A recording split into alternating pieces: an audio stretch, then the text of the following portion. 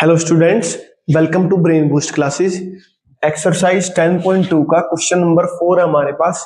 Prove that the tangents drawn at the ends of a diameter of a circle are parallel.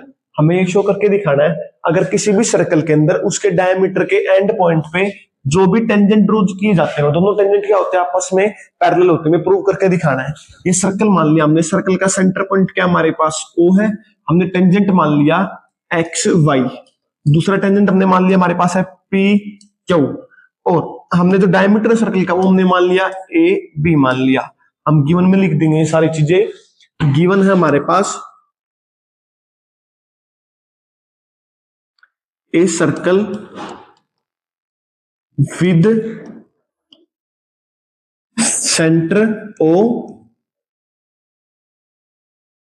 And diameter A B and diameter A B.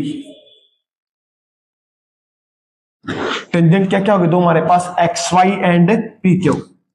X Y and P Q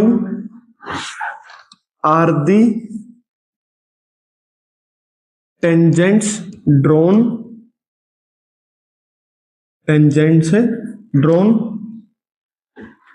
which touch the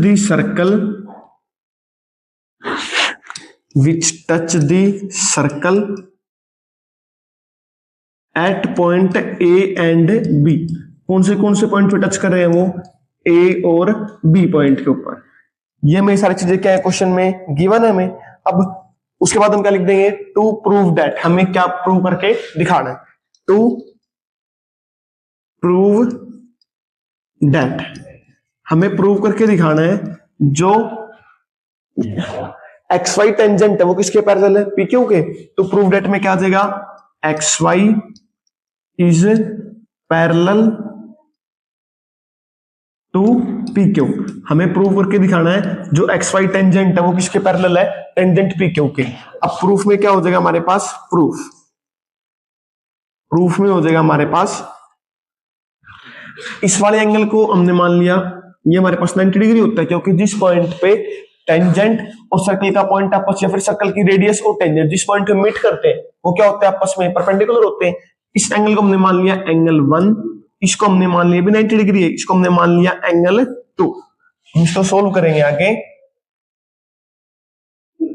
अब angle 1 हमारे पास किसके equal है, 90 degree के।